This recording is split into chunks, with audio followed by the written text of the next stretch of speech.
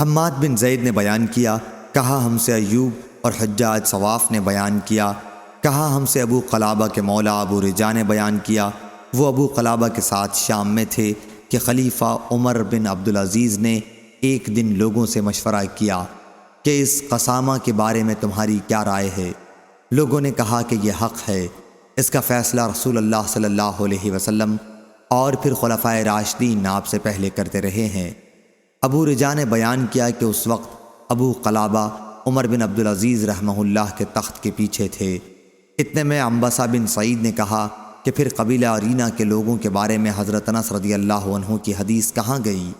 اس پر ابو قلابہ نے کہا کہ انس رضی اللہ عنہ نے خود مجھ سے یہ بیان کیا۔ عبدالعزیز بن صہیب نے اپنی روایت میں انس رضی اللہ عنہ کے حوالے سے صرف ارینا کا نام لیا، اور ابو قلابہ نے اپنی روایت میں انس رضی اللہ عنہ کے حوالے سے صرف عقل کا نام لیا ہے، پھر یہی قصہ بیان کیا۔ صحیح بخاری حدیث نمبر 4193۔